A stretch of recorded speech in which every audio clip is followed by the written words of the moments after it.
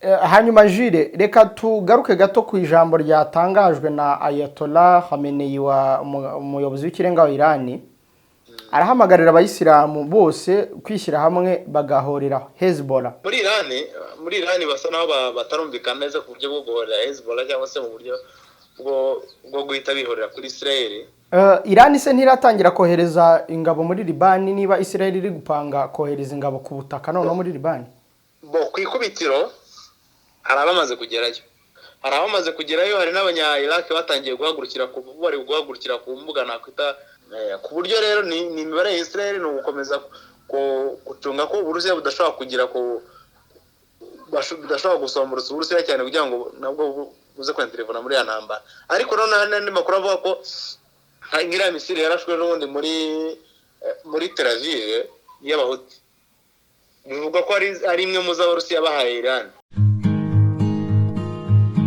Ndaramizero y'u Rwanda, mfite inzozi zo kwiga kaminuza kugera mu bushorishori. Ntibyoroshye ariko nahisemo kuba indwanyi kandi nzatsinda. Imbere hanjye ni heza, mfashijwemo na Overseas Trust Agency. Abo nibo gusaba gufasha kubona amashuri mu bihugu bya Canada, muri Leta Zunze Ubumwe za Amerika no mu bihugu by'i Burayi. Bakorana na kaminuza nyinshi mu mahanga. Muri ibyo bihugu by'amahanga, Overseas Trust Agency Limited igufasha kubona akazi n'uruhushya rwo kugakora, work permit. Bagufasha kubona visa, bakagufasha guhaha imitungo hanze. Ku barwayi bashobora kuguhuza n'ibitaro ukeneye, ndetse bagufasha no kubona itike y'indege byihuse. Tubafitiye kandi na promotion aho umunyeshuri ushaka kujya kwiga azana ibyangombwa akishyura amafaranga ari uko amaze kubona admission letter, naho kuri visa ni ukwishyura amafaranga yayo andi ukayishyura ari uko ikugezeho. Ku bijyanye no kujya gukora mu mahanga twishyuraga mu byiciro bitatu, ariko kuri ubu icyiciro cya mbere cyakuweho kuko ubu wishyura icyiciro cya mbere ari uko umaze kubona ibaruwa ikwemerera akazi na kontra y'akazi, andi mafaranga ukayishyura umaze kubona visa. Izo promotion zose zatangiye kuwa mbere tariki ya 23 z'uku kwezi kwa 9 zikazarangira ku itariki 23 z'ukwa 10 muri uyu mwaka wa 2024. Bahamagare kuri 0788 88 66 cyangwa ubandikire kuri email info@overseastrustagency.com. Overseas Trust Agency, because we are trusted. Mu ivuriro Everlife nahivurije umwijima, mpivuriza n'iby'amabanga y'abashakanye. Bankoraho riraka n'abahanga pe. Nyuma yo kugira ikibazo cy'imisemburo mike bandangiye ivuriro Everlife, ndarigana baramfasha, icyo kibazo kirakemuka. Nyuma naje kujyana n'umubyeyi wanjye afite ikibazo cya hypertension, ubu ngubu ni muzima. Nashishikariza abantu bafite ibibazo by'imisemburo bigatuma batabyara, bigatuma imihango yabo itaza neza nk'uko bikwiye, kuba mwagana ivuriro Everlife bakabafasha. Murakoze cyane. Ivuriro Everlife rikorera Nyabugogo rimaze kuba ubukombe mu Rwanda no hanze yarwo mu kuvura indwara bakoresheje imiti y'ibimera kandi itunganyijwe neza mu buryo bw'ibinini, poudre cyangwa liquide. Hari abadogiteri batandukanye bagufasha, kandi cyiza nuko aho waba uherereye hose ku isi imiti yakugeraho, cyane ko bakorana na DHL. Mu ndwara bavura twavugamo nk'iz'imyororokere zose, kurangiza vuba no kubura ubushake, indwara zifata abadamu zose, igwingira ry'igitsina, indwara nk'umwijima, diabete, amara, igifu, asima. Abifuza kuva ku biyobyabwenge nabo barabafasha. Ku bindi bisobanuro wahamagara cyangwa ukandikira muganga. Everlife, icyizere cy'ubuzima. Twongeye kubasuhuza, turabifuriza kugira ibihe byiza badukurikiye kuri Primo Media Rwanda. Abahuti bahushije indege ya Minisitiri w'Intebe Netanyahu bashakaga kumwivugana. Iyicwa ry'abayobozi ba Hezbollah turarigarukaho no kwinjira kwa Iran mu ntambara. Ayatollah Khamenei ni umuyobozi w'ikirenga wa Iran yahamagariye abayisilamu bose guhorera Hezbollah.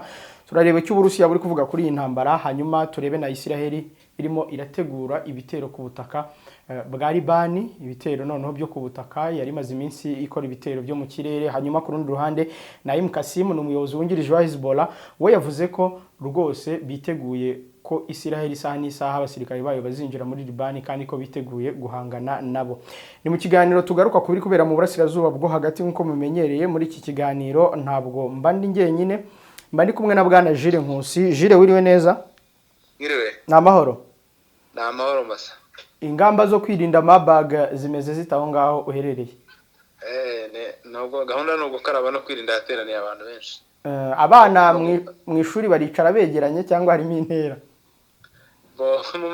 mu mashuri bisa naho bikigoranye abanyeshuri babiri ku ntebe ho ntabwo ingamba nk'izo zo kutegerana zirakona ariko nko gukaraba ubyo barakaraba mbere kugira ngo binjire mu ishuri.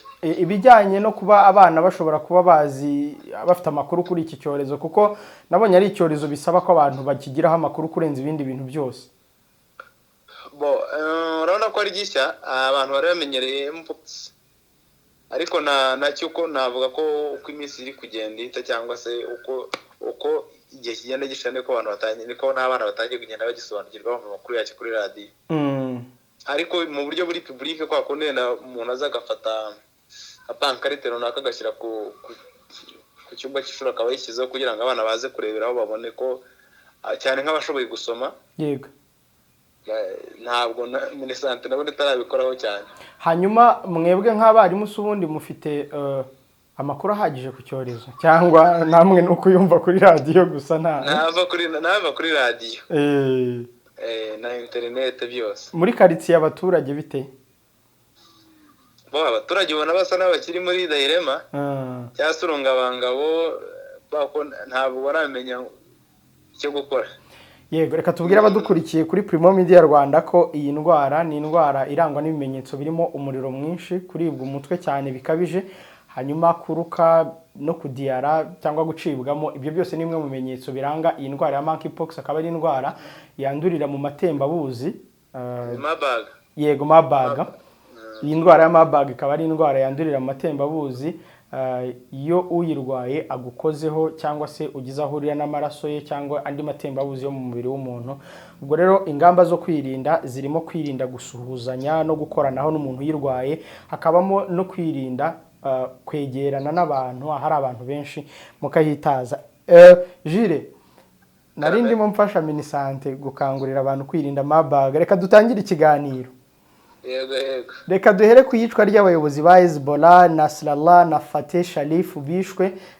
Aba bayobozi bombi ba Hezbollah kwicwa kwabo hari icyo ubona byahinduye ku mirwanire ya Hezbollah cyangwa ku mbuga y'intambara hagati ya Hezbollah n'igihugu cya Israel? Navuga ko ahubwo ari nk'ibyago. Abantu bose babaye abasirikare cyangwa se basobanukiwe ibintu by'urugamba bahita basobanukirwa neza icyo nakwita nko gupfa kuko abantu bahagarariye hari kamande. Yego. Wibuka ko so ba mbere bari bapfuye hari na Fuad Shakur nawe waramaze igihe kitapfuye. So buriya rero iyo abakamandazi b'urugamba ndetse n'abandi bahagarariye amayuniti agiye atandukanye batangiye gupfa urugamba rugitangira, navuga ko ari nk'ibyago ku bandi basigaye kuko gisha nk'icyo nakwita nk'amabwiriza. Uburyo bwo gutanga amabwiriza n'uburyo bwo gupanga operations ku bandi basigaye bari ikibazo cyane no mu itumanaho bari ikibazo. Twibutsa abantu ko ibyo nabyo bibaye imbere yuko nanone hari abaturika ngo natwa pages. Yego, bya bintu bateze mu byombo. Yego. N'ibindi bikoresho by'ikoranabuhanga. Yego. Navuga ngo hari icyo byahinduye, urumva bisaba kongera kwiga izindi tactique na technique nshyashya zo kuvanga se umwanzi duhanganye nawe turahangana nawe gute. Ariko navuga ko bahanganye n'umwanzi utoroshye, icyo nicyo cya mbere umuntu yaheraho. Ikindi kandi ureba nk'indege yagiye kurasa ahantu umugaba wa Hezbollah yarari cyangwa se umuyobozi w'ikirenga Nasrallah. Yego. Ni indege ya F-35. Ni imwe mu ndege iriho muzihambaye ku isi. Navuga ko n'abanyamerika bo ubwabo uretse hariya ikoreshejwe muri operations ahandi no mu ntambara ya Ukraine ntirakoreshwamo kandi ubona urwego iriho. So ni indege rero mbi cyane. Hari na bombe ubwazo yakoresheje ni bombe bita bunker buster bomb. Bombe icukura. Zaremewe gucukura nibura ari bombe ishaka kubita igacukura ikajya hasi muri metero 60 z'ubujyakuzimu. Yego. So navuga ko rero byahinduye ikintu kinini cyane. Ntabwo navuga ko ari nk'imbogamizi ya mbere Hezbollah ikutege nayo muri aya makimbirane yayo na Iran na Israel na Israel plutôt. Hezbollah se iyo urebye uburyo bwo kurasa muri Israel nyine ku ruhande rwayo ubona hari icyahindutse cyangwa uko Israel irasa na iracyayisubiza cyangwa wanda izo mfu zabo bayobozi bakuru bayo zarayishegeshe ku buryo itanitwaye neza ku mirongo y'urugamba? Urebye bararasa rocket nkuko bisanzwe, ariko nanone navuga ngo ubushobozi bwa Hezbollah n'ubwa Israel bushyize ku kucyo nakwita nka kumunzani biragoye kuvuga ko ari abantu bashobora guhangana.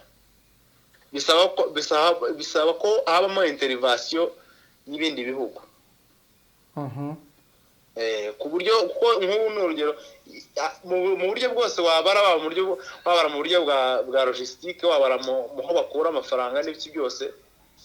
Ntabwo Hezbollah, uretse na Hezbollah nta Iran nta Israel uri na bihugu bindi by'Abarabu, nibura usibye Iran nibura nigerageza na Turkiya, ariko ibindi byose biri hasi yayo cyane. Bure usibye n'igisirikare kandi ujya no mu buhinzi no mu zindi domaine ugasanga barabasize. Yego. So ku buryo kuvuga ngo barahanganira mu buryo bwa gisirikare biracyarimo imbogamizi. Kuvuga ngo Hezbollah yajya ku munzani umwe na Israel ntabwo byoroshye. Gusa ibyo ni simbivuge ngo abantu bumve ko wenda ntacyo Hezbollah ishobora gukora kuri Israel kuko abantu Hezbollah ni umwe mu mitwe ishobora kubibitsa nibura ibisasu bya muzinga biraswa bya rokete nibura ndetse na misile bikaba hafi mu bihumbi 150, ikagira igisirikare cy'ingabo zigera hafi mu bihumbi 100 birenga. Yego. Buriya bagira n'ishami ry'ingabo rikorera muri Venezuela, muri gice cya Amerika y'Amajyepfo. Bagamije iki saba Hezbollah? Abariyo bakorana n'Uburusiya muri Venezuela mu kurinda Maduro. Yego. Sinzi niba warabonye ko ari umuntu wohereje ubutumwa nakwita ngo kwihanganisha Hezbollah igihe umuyobozi w'ikirenga yapfaga. Nicolas Maduro. Yego. No kuvuga ngo rero Hezbollah mu buryo bumwe cyangwa ubundi ntabwo umuntu yavuga ko iri ku rwego rumwe na Iran, ariko nanone ntabwo ari umutwe uciriritse nanone ku buryo udashobora kugira icyo ukora kuri Israel, ku buryo iyo urebye nibura nk'ibyo Hamas yakoze byo gushimuta abantu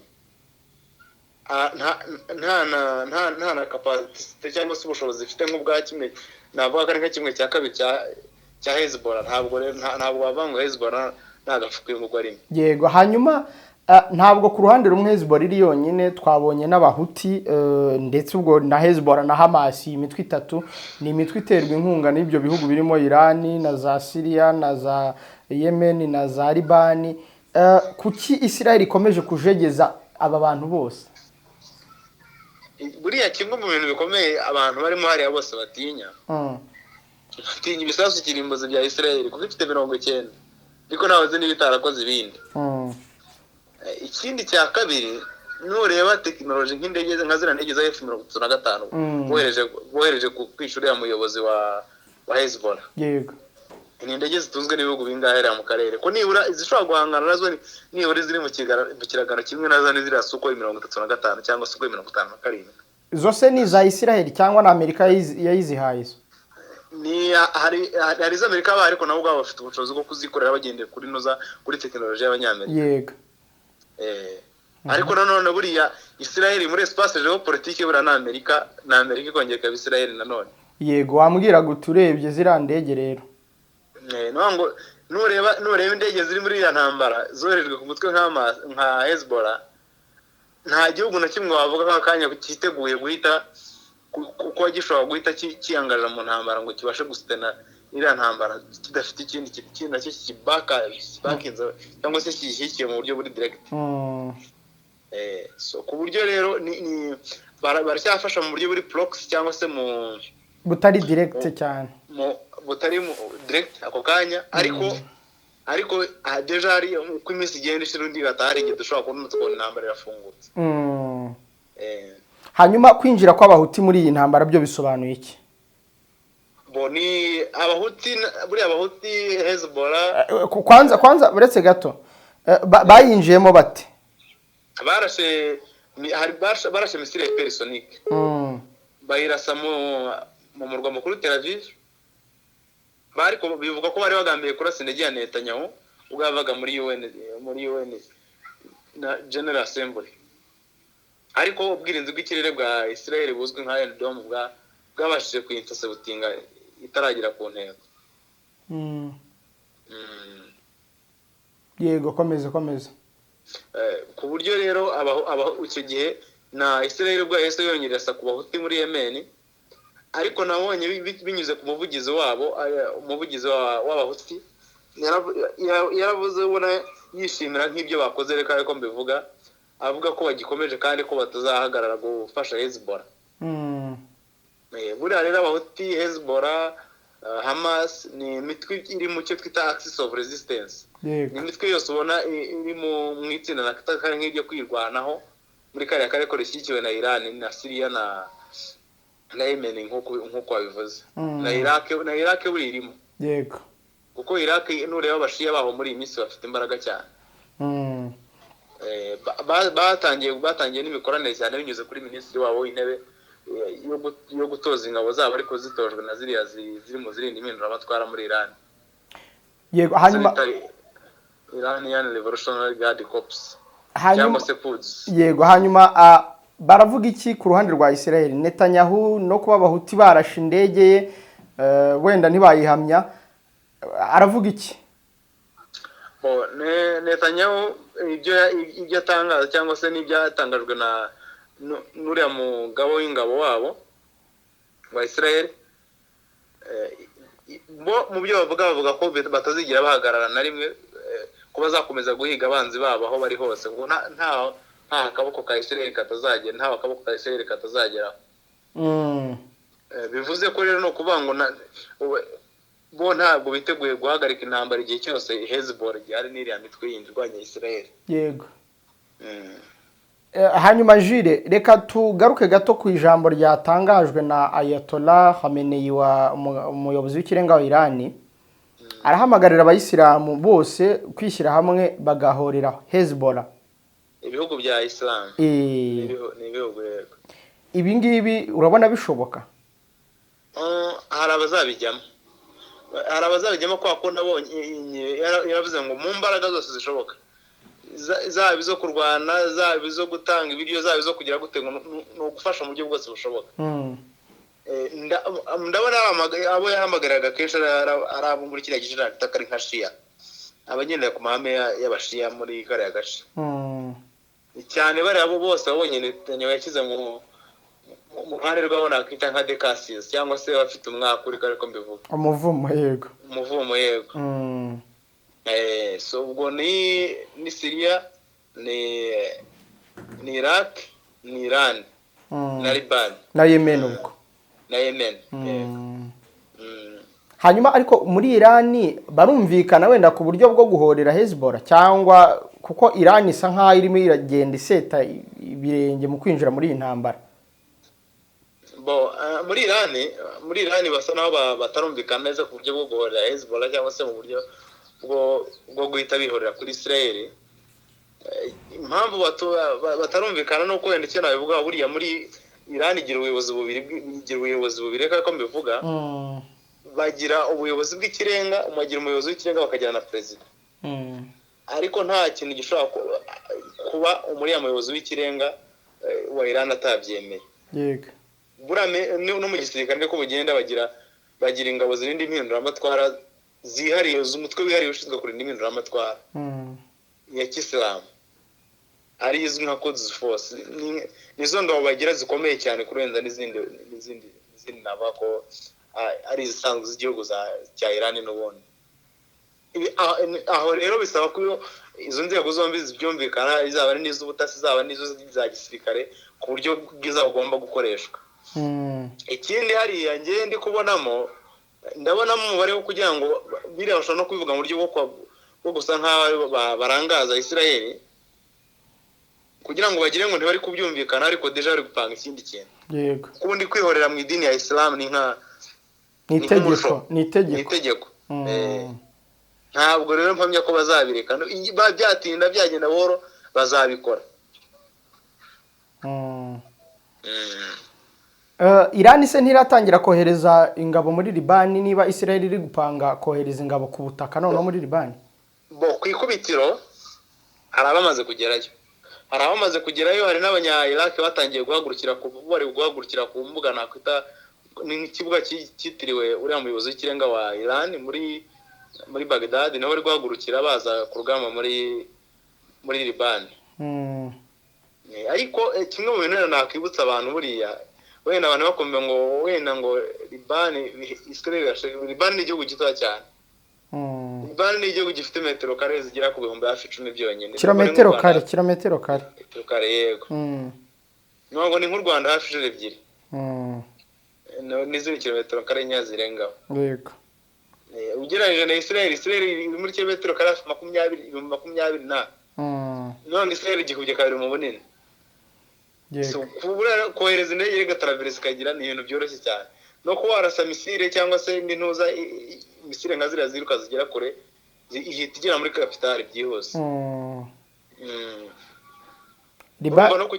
No kukirwanamo mu buryo buri mobile wenda abantu bazi ibintu bya gisirikare ntabwo mobile wahishobora kurenza iminsi 2 cyangwa umunsi. Ifite abaturage miliyoni 5 zirengaho bake. Yego. Ariko abantu baho bamenyereye cyane bari abashiya bagendera ku mahame ya Islamu yashiya bamenyereye intambara cyane kubera muri za 85 na gatandatu gutya barwana Israel. Kuki Iran itarimo iratera intambwe igana mu ntambara cyangwa izakomeza ibikore muri ubwo buryo bwo kohereza abasirikare, kohereza ubufasha bw'intwaro n'ibiki bindi gake gake? Usibye na Iran abona akita kari nka nyine ntambara mu karere ari we Israel. Ubona ko usibye kujya muri Iran akicirayo abayobozi b'iriya mitwe cyangwa se gukora ama operation muri Iran, ntabwo yigeze akora ku buryo ki aprovoka Iran. Kuko guprovoka Iran muri iriya ntambara bituma hari igihugu cyitwa Urusiya gihita kipositiona kigafata uruhande. Kandi Urusiya bw'ipositioniye muri iriya ntambara bishobora guteza ikibazo cyane kuko deja byabitumye Israel itsindwa. Ariko Putin aherutse kuburira Israel ku ntambara iri gukongeza mu karere. N'uyu munsi nabonye uriya mudamu uhagarariye muri UN yavuze Maria Zakharova. Yego. Yavuze ngo ibintu Israel irimo gukora bishaka yahagarikira aho ngaho gukomeza kwica abaturage b'abanyaribani. Bisobanuye iki? Kandi arongera bavuga ngo Uburusiya ntabwo buzarebera. Icyo bisobanuye rero no kuvuga ngo ibyo Israel iri gukora byose ugomba kumenya ko isaha ku isaha Uburusiya bugomba kwinjira muri ntambara kandi kwinjira mu ntambara ku ruhande rutari rwa bitandukanye no kwenda nabango bwarumaga bugahuha. Cyane ko twabonye ko bufite mu partenaire witwa Iran nawe kandi utarabanye nawe muri iki gihe navuga bamazemo intambara igiye gusatira hafi imyaka 3. Ku buryo rero ni imibare ya Israel no gukomeza gucunga ko Uburusiya budashobora kugira ko budashobora gusomborotsa Uburusiya cyane kugira ngo nabwo buze kwenterevona muri ya ntambara. Ariko none makuru avuga ko ngira misile yarashwe n'ubundi muri Tel Aviv y'abahuti. Bivuga ko ari imwe mu z'Abarusiya bahaye Iran.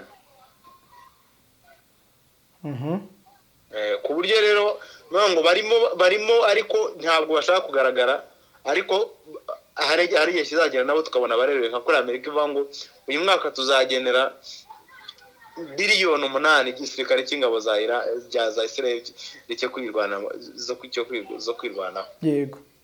Birashoboka ko n'abandi bashobora gufata uruhande kuko byanga bikunda uriya gusenyuka kwa Iran muri kara karere byabitumye emergency ya Putin muri kara karere isubira inyuma. Ikindi kintu navuga n'abantu badakwiye kwirengagiza nuko iriya ntambara iri mu ijyana muri noza ifite birindi dirishya nakwita kari nk'iry'ubukungu.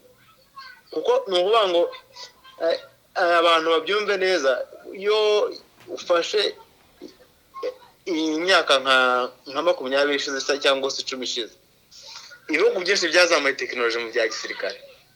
Ni ukuvuga ngo byinshi birimo gukora intwaro cyangwa se amasoko y'intwaro niyo masoko agurisha cyane akana akagurisha ku mafaranga menshi ugereje n'ibindi bicuruzwa. Kugira ngo rero intwaro zigurishwe nuko agomba kuba intambara runaka ivuka mu gace runaka. Ikindi kandi aho intwaro zigiye cyangwa se intambara igiye agomba kuba ari ahantu nanone hashobora kuzongera akishyura intwaro mu kindi gihe runaka. Yego. Kuko buriya nubona ukabona Amerika irimo guteza intambara muri kariya karere ngo hari peteroli ya Iran baba bashaka, hari ubugenzuzi bw'uriya muhora Hormuz baba bawushaka ucamo hafi 40% by'ibicuruzwa biza muri Aziya biza mu Burayi biturutse muri Aziya. Kiriya gice cya Kukazi cyose baba bagishaka, ariko bakagiye ikibazo cyo kuvuga ngo Iran yabaze kuzana aho yagura umubano n'Uburusiya sinyana n'amasezerano atandukanye no mu kwezi kwa 11 bazakira ubwirinzi bwo mu kirere bwa S-400. yego. So bikwereka ko rero nabo kuba bavuga iterabwoba ni kimwe cyangwa se iriya mitwe biti iterabwoba, ariko ikigambiriwe nyirizina ni peteroli ya Iran, kuko nacyo kintu kiri mu byatumye kiri mu bituma na Iran isaba ifite inzika y'Israel, kuko buriya Israel yigize yambura amafaranga y'amavuta ya peteroli, amafaranga menshi cyane. Iranabambira avuga ati sinzayaguha, tuzanayabana baranayireze mu rukiko rwa International Court of Justice iratsindwa, ariko iravuga ati ntabwo tuzishyura, muzakora icyo mushaka. Uburyo bwiza rero bwo kugira ngo n'icyo kimwaro bakikureho nuko byanga bikunda bagomba gushaka uburyo bwose basenya Iran. Gusenya Iran biba bisaba ko bagomba kubanza guca muri ya mitwe emergency ya Iran izamukira. Ariko nkeka ko nayo inyimaso kandi izabirebana ubushishozi igashaka n'ubundi bufasha ku bandi ba partenaire bayo ku buryo nayo itazatsindwa. Yego, hanyuma akabigisa na balance muri kare kare. Yego Jules, kwinjira ku Burusiya muri iyi ntambara byawe bivuze iki mu buryo buri direct, nko mu gisubizo kimwe? Byaba bisobanuye kurangira kwa Israel. Kuko buriya Abarusiya binjiye mu ntambara ya Israel na Iran, buriya kuba Abarusiya kuba Iran itaratonga bombe atomique nkuko bivugwa, niba ariko hari n'amakuru agaragaza ko bashobora kuba bayifite. Yego. No kuba byaratinze byose nari amasezerano nani yabaga hagati ya Iran na biriya bihugu byo mu bumwe bw'Uburayi, Uburusiya bwo bwagiragamo uruhare mu kubahuza. Niyo bashaka gucubya nk'umujinya wa Iran bitewe n'ibyo Israel yakoze cyangwa ikindi gihugu, babwira Uburusiya bakajya kubwira Iran cyangwa se Ubushinwa. Nwango urumva icyo bisobanuye. Kimwe nuko buriya ntabwo bitandukanye, ntabwo ushaka buriya Amerika ibyikintu Israel kavuga ngo ntabwo turongera kuba support. Ntabwo Israel ishobora gukomeza intambara. Ariko bo niyo banabivuze barabivuga barangiza bagahindukira bakayifasha. Yego, hanyuma nabonye Naim Kasim ni umuyobozi wungirije wa Hezbollah, yavuze ko biteguye gushushubikanya, reka nkoresha iyo terme, ingabo za Israel mu gihe cyose zaba ziri ku butaka bwa Libani. Twabonye iby'ingabo za Israel zigeze ku butaka muri Gaza zakoze. Yego. Uratekereza ko ibyo Israel yakoze muri Gaza ishobora kubikora muri Libani? Mu ngano hari indirimbo twagira turirimba ibitendo byose ni amasomo.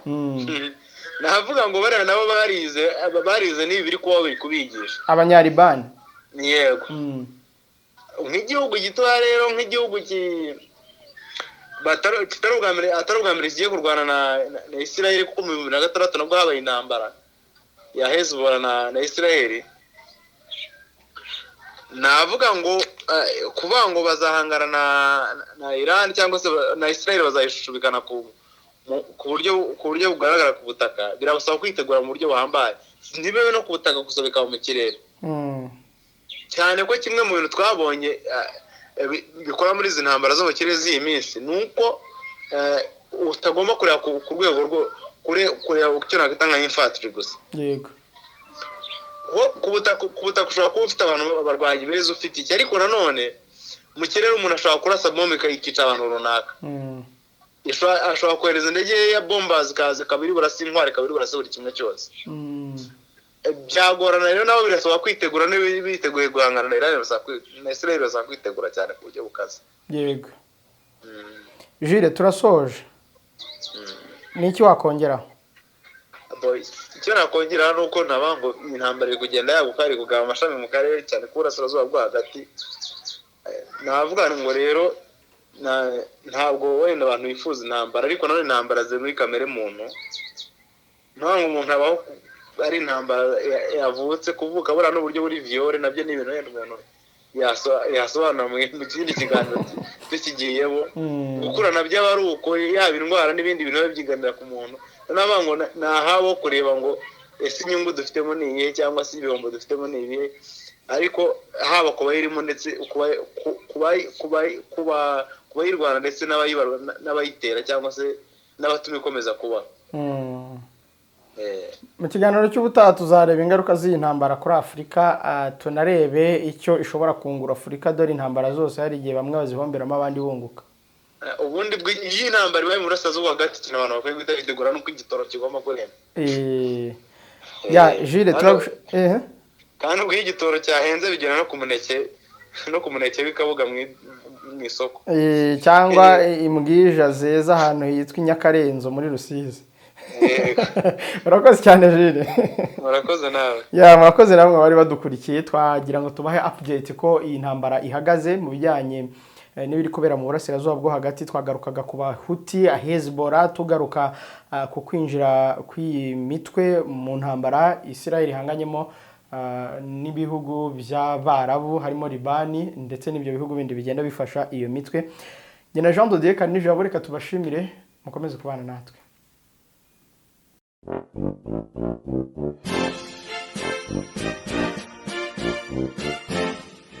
Iyo witegereje abahanga bari hanze aha mu nzego z'imirimo nk'ubukungu n'ishoramari, amategeko, ikoranabuhanga, uburezi n'ibindi, ntabwo bikubaho kwibaza aho bize. Dufite amahirwe make yo kumenya aho bize, ariko abagiye kubaka hazaza h'iki gihugu bo aho bari turahazi. Bari muri kaminuza yigenga ya Kigali, ULK. Iyi kaminuza twese turayizi. Gusa birashoboka ko icyo utaruzi hari amashami yayo y'icyiciro cya kabiri cya kaminuza atanga amasomo ari mu burezi mu by'ibinyabuzima n'ubutabire, cyangwa se education in biology and chemistry, education in computer science and physics, amasomo y'uburezi mu by'indimi n'ubumenyamuntu, cyangwa se languages and humanities in education, amasomo arebana n'ubukungu n'ubucuruzi, cyangwa se economics and business studies, amasomo arebana n'amategeko n'amashami agendana nayo yose, amasomo mbonezamubano cyangwa social studies, amasomo y'ikoranabuhanga. Iyi ni kaminuza itanga amasomo y'icyiciro cya gatatu cya kaminuza, cyangwa se masters mu mashami nka business administration, MBA, master of finance, master of accounting, master of science in economics, master of governance, master of development studies, master of law in public international law, master of international economics and business law, master of science in internet system. Hanyuma ninde watanga uburezi muri iki kinyejana ngo ntashyiremo amasomo ya tekinike, imyuga n'ubumenyingiro? Uwo ntabwo ari ULK. Niyo mpamvu iyi kaminuza ifite ULK Polytechnic Institute program itanga amasomo arimo electrical technology, electrical and telecommunication, construction technology na land surveying engineering. Aya ni amasomo urangiza ugahita ujya mu kazi. ULK ifite campus ya Kigali aricyo cyicaro gikuru, ndetse na campus ya Gisenyi. Amasomo atangwa ku manywa, mu ijoro no mu mpera z'icyumweru, cyangwa se weekend program. Abiga education hari na programme y'ibiruhuko, kandi kwiyandikisha birimo gukorerwa kuri campus ya Kigali, ya Gisenyi, cyangwa se ugahamagara kuri 07 88 30 40 86, cyangwa 07 88 30 41 73, cyangwa 07 88 30 40 83. Mwanasura urubuga rwa internet wa@ulk.ac.raw. Bantu mwiga n'abigisha muri ULK, ahazaza h'ubukungu bwacu hari mu biganza byanyu.